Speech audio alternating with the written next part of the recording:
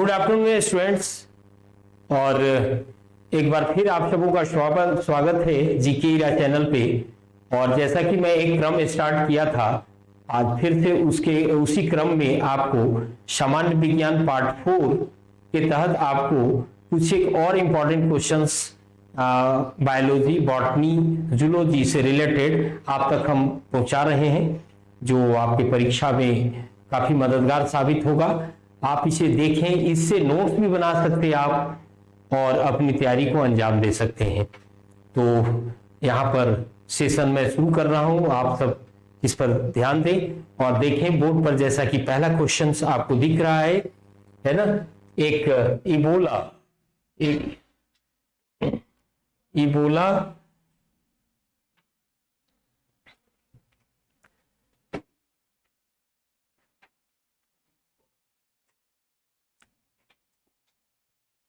यहां पर जैसा कि बोर्ड पे आपको दिख रहा है, इबोला वायरस एक वायरस होता है।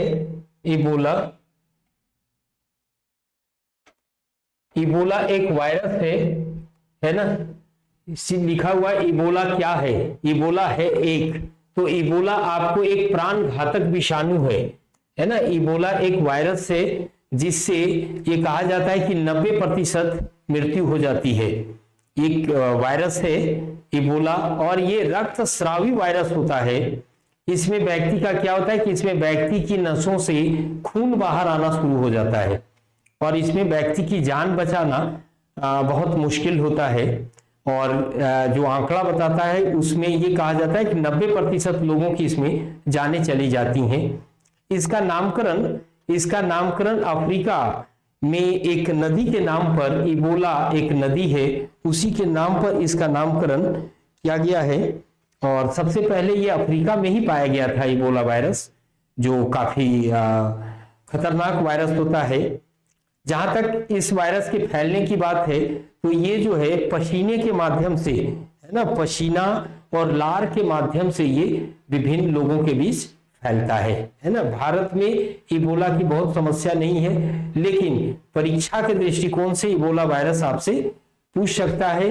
देखो, साइंस जब हम लोग पढ़ते हैं तो साइंस पढ़ने के साथ साथ उसमें कुछ नई टेक्नोलॉजी आती है, उसको भी जानना होता है। साथ ही साइंस के संबंध में कोई नई खोज, नई चीज जानकारी मिलती है, उसको भी कवर करना होता है। ठीक है, तो साइंस पढ़ने में साइंस का 3 एस्पेक्ट को ध्यान में रखना होता है। जो उनकी सिद्धांत है उसको तो जानते ही हम लोग, साथ ही उस सिद्धांत को लेके यदि कोई नई टेक्नोलॉजी शुरू हुई है उसको जानना है।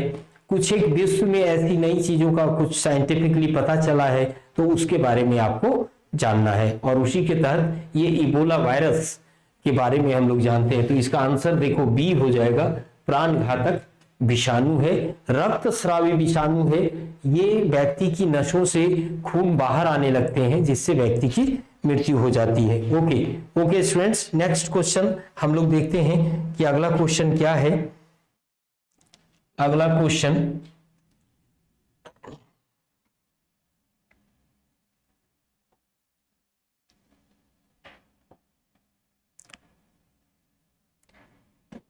क्वेश्चन नंबर 2 है ना। क्वेश्चन नंबर 2 देखिए, आपके पास है, अस्पताल के निम्नलिखित में से किस विभाग में कैथ लैब होता है ना। जब हम लोग अस्पताल जाते हैं तो लैब ढूंढते हैं जहां पर जिस रोग को इलाज कराने गए हैं उस रोग से संबंधित वहां पर इलाज हो सके। तो कैथ लैब एक फेमस लैब मिलता है हम सबों को वहां पर। तो ये कैथ लैब होता किस विभाग में? ऑप्शन आपके पास है ना। इसमें कार्डियोलॉजी विभाग जो होता है, कार्डियोलॉजी जहां मनुष्य के हृदय से संबंधित बीमारियों की जहां जांच की जाती है और यहां तक कि वहां सफल ऑपरेशन भी किया जाता है, उसको हम लोग कैथ लैब कहते हैं। कार्डियोलॉजी विभाग में होता है। ठीक है, हृदय से संबंधित बीमारियों की जांच की जाती है यहाँ पर। और इसमें मुख्य रूप से कैथ लैब में क्या होता है, एंजियोप्लास्टी होती है, एंजियोप्लास्टी, और सर्जरी करने का भी प्रावधान रहता है या सर्जरी भी किया जा सकता है। ठीक है, ओके। नेक्स्ट क्वेश्चन हम लोग देखते हैं नेक्स्ट क्वेश्चन है आपका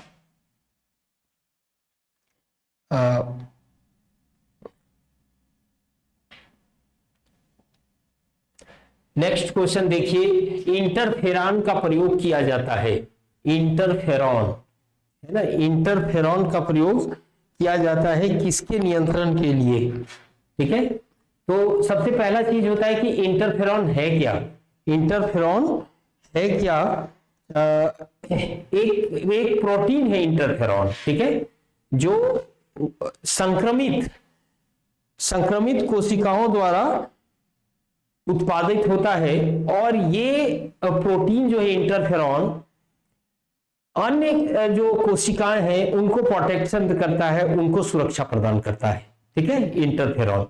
तो ये जो संक्रमित कोशिकाएं हैं उनसे उत्पन्न होने वाला एक प्रोटीन है, और ये प्रोटीन अन्य कोशिकाओं को सुरक्षा प्रदान करता है। इसको हम लोग इंटरफेरॉन कहते हैं। ठीक है, इसका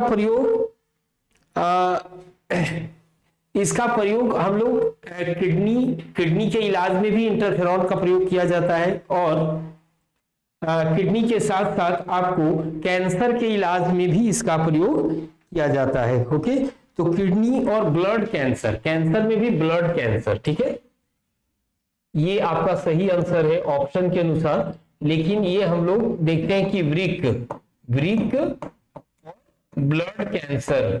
ब्लड कैंसर में इसका यूज होता है, ब्लड कैंसर के लिए। ठीक है, इंटरफेरॉन क्या है? ओके स्टूडेंट्स, तो नेक्स्ट क्वेश्चन हम लोग देखते हैं, और अगला क्वेश्चन हम लोग देखते हैं क्वेश्चन नंबर 5। जेनेटिक इंजीनियरिंग में निम्न में से किसका प्रयोग किया जाता है? जेनेटिक इंजीनियरिंग जो होता है, आप सब शायद जानते होंगे कि जेनेटिक इंजीनियरिंग क्या होता है ना। और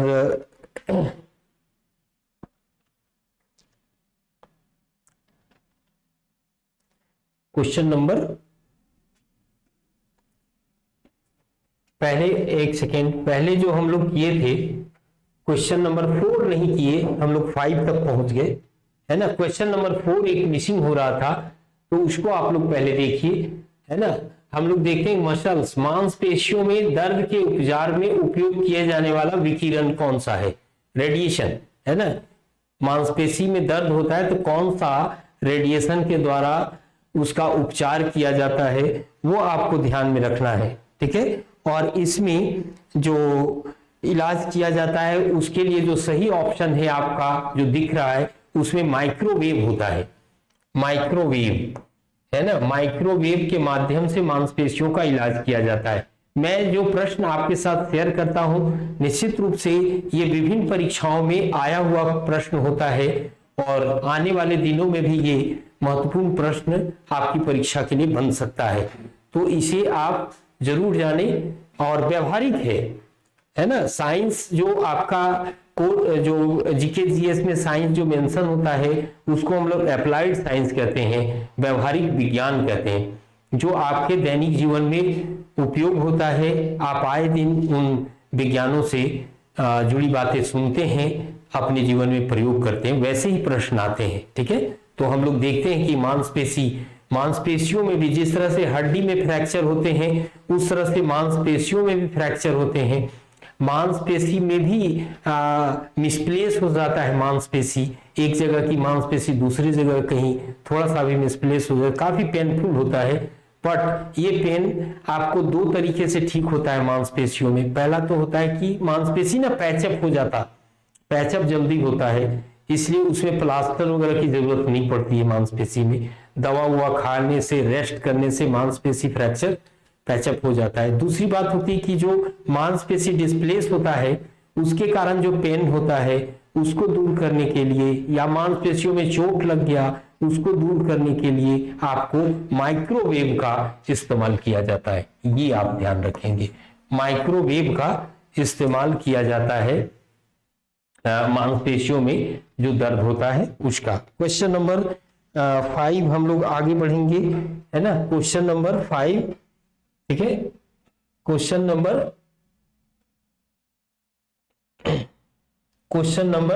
5,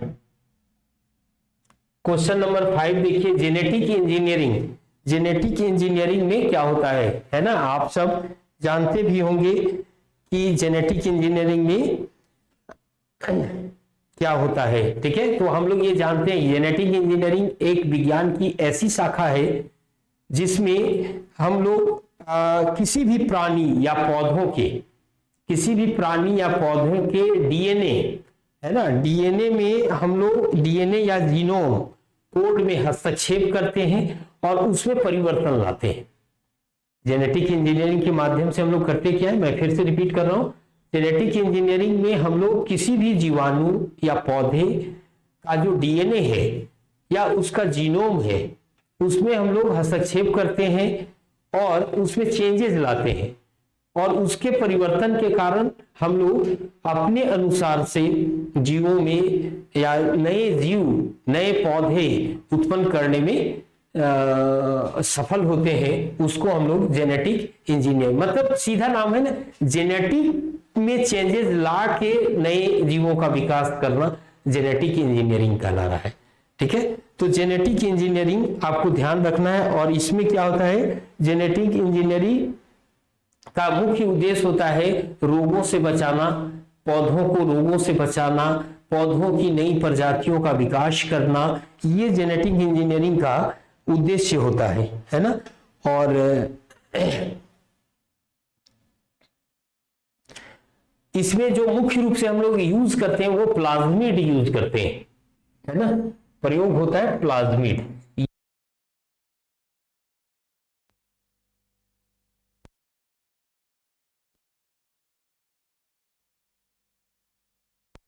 किसी कोशिका में एक छोटा डीएनए अणु होता है, प्लाज्मिड क्या होता है, किसी कोशिका में एक छोटा डीएनए होता है ना, छोटा डीएनए होता है जो स्वतंत्र रूप से उससे अलग होकर विकास करने की क्षमता रखता है। तो छोटा डीएनए है और जो गुणसूत्र का डीएनए है उससे अलग होकर ये डेवलप कर सकता है, इसलिए प्लाज्मिड का उपयोग करते हैं हम लोग जेनेटिक इंजीनियरिंग में। ओके स्टूडेंट्स, नेक्स्ट क्वेश्चन हम लोग देखते हैं, क्वेश्चन नंबर 6। क्वेश्चन नंबर 6 हम लोग देखते हैं। क्वेश्चन नंबर 6 क्या है, लैंगिक जनन से आनुवांशिक विचरण कैसे होता है ना। ऑप्शन आपके सामने है। ठीक है, तो जीन के मिश्रण, ऊपर से पढ़ते हैं हम लोग, जीन के सम्मिश्रण ब्लेंडिंग से, है ना, लैंगिक जनन। जैसे हम लोग ये जानते हैं कि लैंगिक जनन जैसे मनुष्य हो गया या लैंगिक जनन करने वाले जीव जो है उनमें आनुवांशिक विचरण, जो जेनेटिक चीजें हैं वो कैसे एक से दूसरे में जाता है। तो इसमें जीन के सम्मिश्रण ब्लेंडिंग से, क्रोमोसोम के बदलाव से, जीन के मिश्रण सिफलिंग से, है ना। तो ये हमारा जो इसका आंसर होगा वो आपका डी होना चाहिए, कारण आनुवांशिक विचरण ना ये तमाम प्रोसेस से होते हैं। ठीक है, डी ऑप्शन इसका सही होगा। जो उपरोक्त है वो सब सही है आपके। ठीक है, और डी ऑप्शन, ठीक है, डी ऑप्शन आपको मारना है। लैंगिक जनन में हम लोग जानते हैं कि दो युग्मकों के मिलने से, दो जाइगोट, दो कोशिकाओं या गुणसूत्रों के मिलने से जहां क्रॉसिंग ओवर होता है जाइगोट का निर्माण होता है और इसी को हम लोग जनन क्रिया कहते हैं। ठीक है, लैंगिक जनन क्रिया कहते हैं। और ये इसका आंसर, ये सारा क्रोमोसोम्स, जीन्स, जीन आपका जो है वो फंक्शनल यूनिट ऑफ डीएनए को कहते हैं। जीन को, जैसे डीएनए हमारा जो है डीऑक्सीरिबो न्यूक्लिक एसिड, वो हमारा जेनेटिक पदार्थ है। ठीक है, और डीएनए का जो फंक्शनल यूनिट है उसको हम लोग जीन कहते हैं, है ना, जीन कहते हैं। तो जीन का देखो ब्लेंडिंग भी, सिफलिंग भी, क्रोमोसोम्स में बदलाव के कारण हम लोग ये देखते हैं कि आनुवांशिक विचरण होता है। तो ये तीनों आपका सही होगा, ये ऑप्शन आपका सही होगा, उपयुक्त सभी। ओके, क्वेश्चन नंबर 7 हम लोग देखते हैं। नेक्स्ट 7 क्वेश्चन नंबर 7 क्या है, निम्नलिखित में से कौन सा पहला सफल क्लोन जंतु था, है ना। कुछ एक इंफॉर्मेटिव क्वेश्चंस भी साइंस में आपसे एक्सपेक्टेड रहते हैं या परीक्षा में आते हैं, ठीक है। तो उसको ध्यान में रखना है। पहला सफल, तो पहला सफल कौन सा है, पहला सफल है आपको भेड़, है ना। क्लोन जंतु कौन सा है, भेड़ है ना, ये है भेड़। पहला सफल जंतु भेड़ है आपका, ठीक है। हाँ, और क्लोन सब लोग समझते हैं, क्लोन क्या होता है, अलैंगिक विधि से, अलैंगिक विधि से एक जीव से, है ना, एक जीव से दूसरे जीव की उत्पत्ति करना, अलैंगिक प्रजनन से दूसरा जीव तैयार करना, इसको हम लोग क्लोन कहते हैं, ठीक है। और ये जो भेड़ क्लोन के द्वारा पहला बनाया गया था उसका नाम था डॉली, डॉली, है ना, डॉली, डॉली भेड़ बनाया गया था, पहला क्लोन जंतु है, ये आपको याद रखना है। Okay okay student, question number 8 हम लोग देखते हैं। क्वेश्चन नंबर 8 है गरिमा, गरिमा नाम है एक, गरिमा, ठीक है। गरिमा ये भी क्लोन है, क्लोन है, तो किसका क्लोन है जिसका नाम गरिमा दिया गया है ना। गरिमा 2, गरिमा 2 किसका है, तो ये भैंस का क्लोन है। अभी तुरंत क्लोनिंग की बात की, तो ये गरिमा 2 जो है भैंस का क्लोन है, क्लोन भैंस का है, गरिमा नाम दिया गया है, ठीक है। तो ये एक इंफॉर्मेटिव है क्वेश्चंस, इंफॉर्मेटिव क्वेश्चंस है। टेक्नोलॉजी, मैंने बताया कि टेक्नोलॉजी में कुछ नई चीज की खोज होती है, नया चीज कुछ किया जाता है, तो उसको भी याद करना होता है, परीक्षा में आता है आपका। नेक्स्ट आगे बढ़ते हैं, क्वेश्चन नंबर 9 देखते हैं हम लोग। किस देश में पहला ट्रांसजीनी दमकता हुआ सुअर उत्पन्न किया गया जो अंदर बाहर सब हरा रंग है, हरा रंग का सुअर, है ना, हरा रंग का सुअर पहला जहां पर ये किया गया है, ठीक है। और वो किस देश में है, देश का नाम बताना है, ठीक है। हरा रंग का सुअर ट्रांसजीनी ये सुअर है, और ये ताइवान है, ताइवान में ये सुअर, हरा रंग का सुअर उत्पन्न किया गया है। और ये तकरीबन 2006, है ना, 2006 में, कब, 2006 में ये ट्रांसजीनी सुअर उत्पन्न किया गया है जो हरे रंग का है। ओके, क्वेश्चन नंबर 9 है। क्वेश्चन नंबर 10 हम लोग देखते हैं। क्वेश्चन नंबर 10 कौन सा है, क्वेश्चन नंबर 10 देखिए, इंजॉर्ज, इंजॉर्ज, इंजॉर्ज नाम है विश्व के प्रथम क्लोन का, विश्व का पहला क्लोन है ना, इंजॉर्ज नाम से। देखो ये भी क्वेश्चन बढ़िया है, पहला क्लोन विश्व में किया गया था तो किस जीव का किया गया था, और वो जीव का क्लोन नाम क्या है, तो क्लोन नाम है आपका इंजॉर्ज, लेकिन वो किस जीव का किया गया था, ये आपको, किस जानवर का किया गया था ये आपको जानना है प्रश्न में। और ये जो इंजॉर्ज है वो ऊंट था, ऊंट का क्लोन है ये इंजॉर्ज, विश्व का पहला क्लोन है इंजॉर्ज जो ऊंट, है ना। 2009 में दुबई, कहां किया गया, 2009 में दुबई में, दुबई, दुबई विश्व का पहला क्लोन, ठीक है, विश्व का पहला क्लोन, आपको ये ध्यान रखना है, ठीक है। आगे इंजॉर्ज।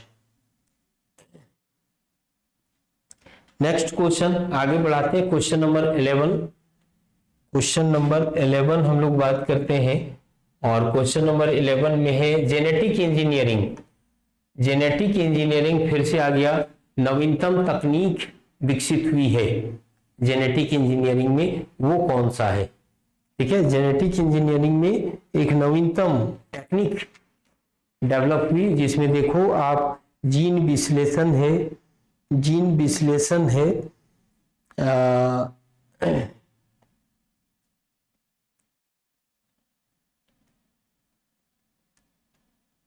ठीक है, और इसमें नवीन तकनीक क्या है? जीन विश्लेषण, जीन प्रतिचित्रण, जीन संबंधन, जीन संश्लेषण, है ना।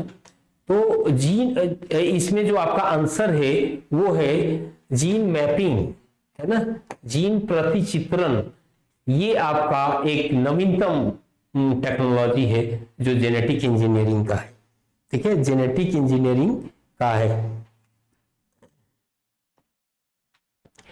और ये जो जीन मैपिंग क्या होता है, एक जीन दूसरा जीन के बीच जो दूरी होती है ना, एक जीन और दूसरे जीन के बीच की जो दूरियां होती हैं उसी को जीन मैपिंग कहते हैं, है ना, जीन मैपिंग कहते हैं। और वो टेक्नोलॉजी एक लेटेस्ट टेक्नोलॉजी के रूप में विकसित हुई है, ठीक है।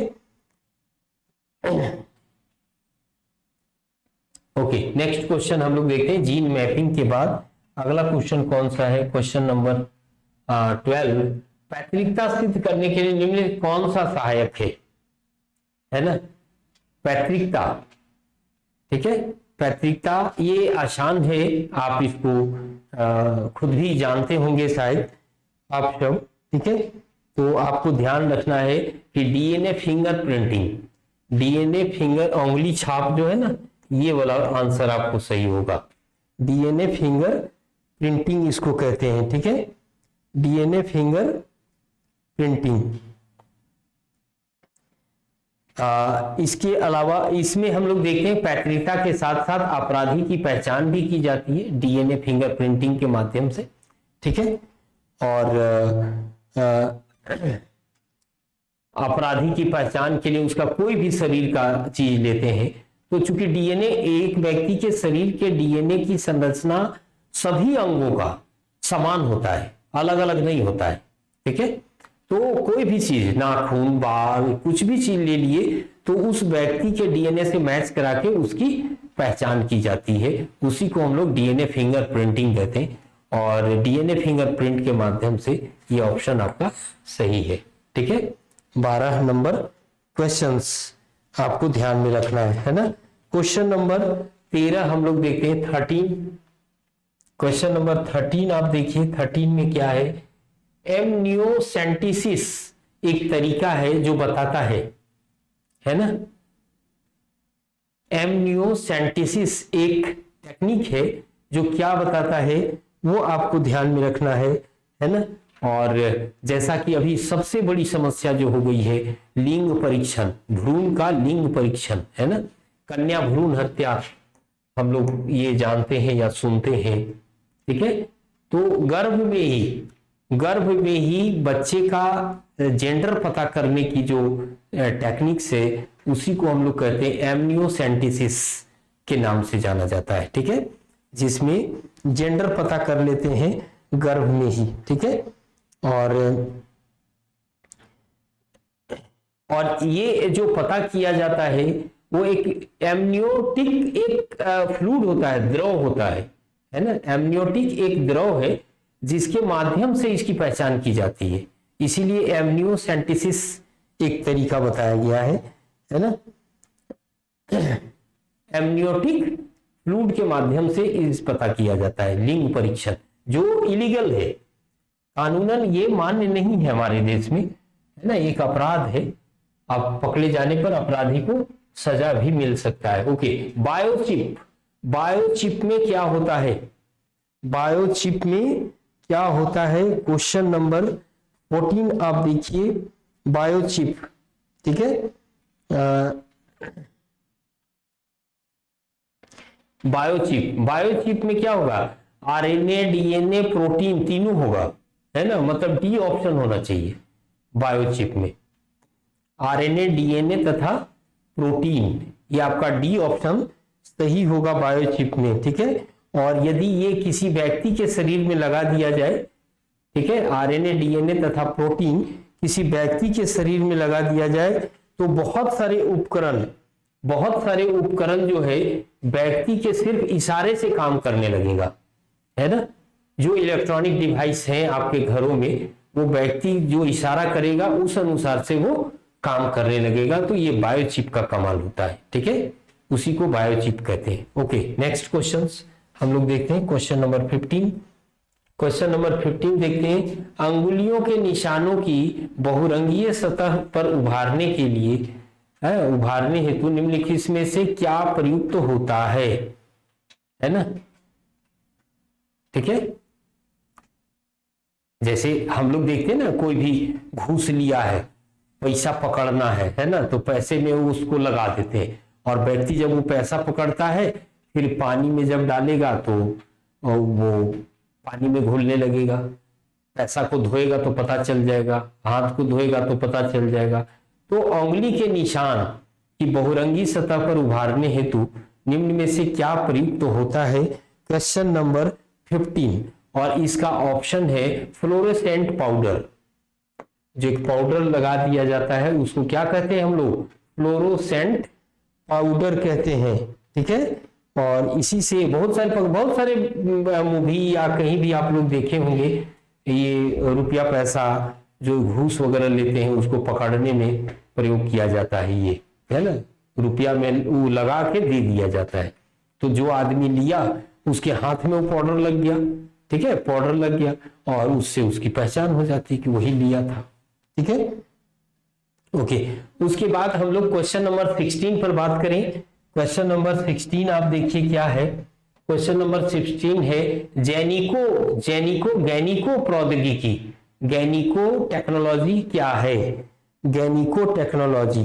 ठीक है, गैनिको टेक्नोलॉजी है। ठीक है, इसका जो ये होगा, आपको आनुवांशिक रोगों से पूर्व सूचना प्राप्त करने की टेक्निक है ये, है ना, ये सी ऑप्शन इसका सही होगा, गैनिको टेक्नोलॉजी। इसमें आनुवांशिक, इसमें क्या होता है ना, प्रसव पूर्व, बच्चे के जन्म लेने के पहले गर्भ में ही बच्चे के स्वास्थ्य की जांच कर ली जाती है। स्वास्थ्य की जांच करने में सहायक होता है कि वो स्वस्थ है नहीं है, कोई बीमारी है नहीं बीमारी है, इस तरह से उसको पहले ही देख लेते हैं और फिर बच्चे का जन्म होता है। यदि कोई रोग है तो वहीं पर उसका इलाज शुरू हो जाता है बच्चे को, उसको गैनिको टेक्नोलॉजी कहते हैं। ठीक है, क्वेश्चन नंबर 16 है। क्वेश्चन नंबर 17 हम लोग देखते हैं क्या है। क्वेश्चन नंबर 17 देखिए, पारिस्थितिकी तंत्र में एक कोशीय स्तर से दूसरे कोशीय स्तर में स्थानांतरण से ऊर्जा की मात्रा क्या होगी, है ना। जैसे पारिस्थितिकी एक कोशीय स्तर है, ठीक है, प्राथमिक स्तर, प्राथमिक से द्वितीयक हुआ। जैसे आप कोई भी चीज खाते हैं, साग खाते हैं, है ना, कोई भी जीव जंतु जो साग खाया, फिर उस जीव जंतु को जो खाया, है ना, तो जो ऊर्जा का स्तर है, ठीक है, ऊर्जा की मात्रा है, वो बढ़ेगी या घटेगी, है ना, बढ़ेगी या घटेगी। तो ये इसमें ना 10% का नियम बड़ा प्रसिद्ध होता है ना, आप पढ़ेंगे इसमें 10% का नियम ये होता है। और पारिस्थितिकी तंत्र में एक कोशीय स्तर से दूसरे कोशीय स्तर में ऊर्जा की मात्रा घटती है, ऊर्जा की मात्रा घटती है, और इसमें घटती है तो क्या नियम है, 10% का नियम प्रसिद्ध है। ठीक है, 10% का नियम प्रसिद्ध है। हर अगले स्तर पर ऊर्जा का 10% ही पहुंचता है। अगला स्टेप जो है ना, हर कोशीय स्तर से दूसरे कोशीय स्तर में ऊर्जा, टोटल ऊर्जा ट्रांसफर नहीं होती, मात्र 10% ही ऊर्जा ट्रांसफर होती है। इसीलिए इसको 10% का नियम कहते हैं। 10%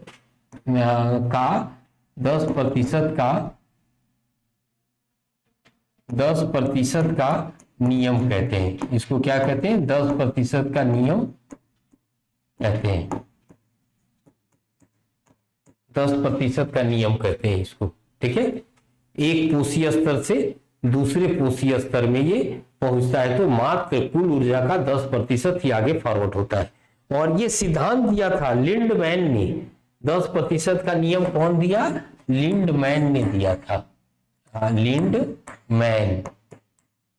लिंडमैन ने दिया था ये नियम। ठीक है, 10% का नियम लिंडमैन ने दिया था। ठीक है, लिंडमैन ने दिया था। ओके, क्वेश्चन नंबर 18 देखते हैं हम सब। क्वेश्चन नंबर 18 क्या है? आयोडीन। आयोडीन कहां से प्राप्त होता है, ये आपका क्वेश्चन है, क्वेश्चन नंबर 18। ठीक है, आयोडीन कहां से प्राप्त होता है? ठीक है, तो आयोडीन इसका ऑप्शन होगा लैमिनेरिया से। ऑप्शन जो विकल्प है उसके अनुसार से लैमिनेरिया से ये प्राप्त होता है। ठीक है, और जैसा कि नाम से पता चल रहा है ये एक शैवाल है, और ये भूरा शैवाल है। भूरा शैवाल की 31 प्रजातियों में से एक है ये भूरा शैवाल, है ना, भूरा शैवाल है, ये भूरा शैवाल है। और इन शैवाल की 31 प्रजाति होती है, 31 प्रजाति होती है, जिसमें से ये एक है। ठीक है, लैमिनेरिया। लैमिनेरिया से आयोडीन प्राप्त होता है। आयोडीन हम लोग जानते हैं कि आयोडीन हमारे शरीर के लिए बहुत ही फायदेमंद होता है, और इसकी कमी से अनेक सारी बीमारियां होती है। ठीक है, आयोडीन। ठीक है, जिसमें एक ग्वाइटर तो हम लोग जानते ही हैं, घेघा रोग, साथ ही आपको दिमागी विकास के लिए भी ये आयोडीन जरूरी होता है, नमक खाना जरूरी होता है। ओके, नेक्स्ट हम लोग देखते हैं क्वेश्चन नंबर 19। क्वेश्चन नंबर 19 हम लोग देखते हैं, मायोग्लोबिन में कौन सी धातु होती है? मायोग्लोबिन में कौन सी धातु होती है? ठीक है,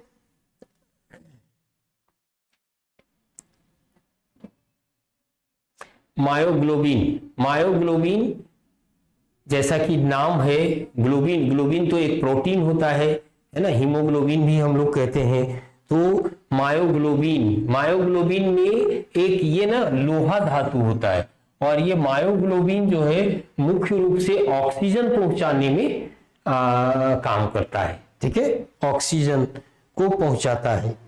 ठीक है, मांसपेशियों में ऑक्सीजन पहुंचाने का काम करता है मायोग्लोबिन। ठीक है, मांसपेशियों में ऑक्सीजन, मांसपेशियों में ऑक्सीजन पहुंचाने का काम,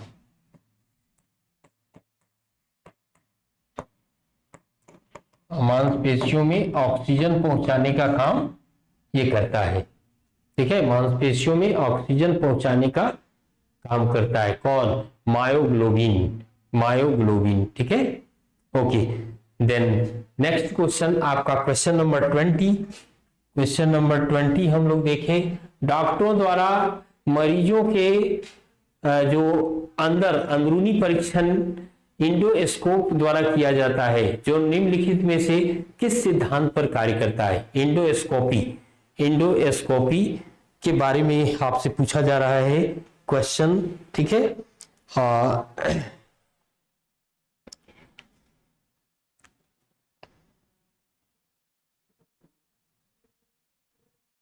ठीक है, इंडोस्कोपी मेनली क्या होता है? इंडोस्कोपी होता है कि भाई शरीर के अंदरूनी भाग में बिना कोई ओपन ऑपरेशन किए, है ना, अंदरूनी अंगों के बारे में हम पता करते हैं, इसको इंडोस्कोप कहते हैं, इंडोस्कोपी कहते हैं।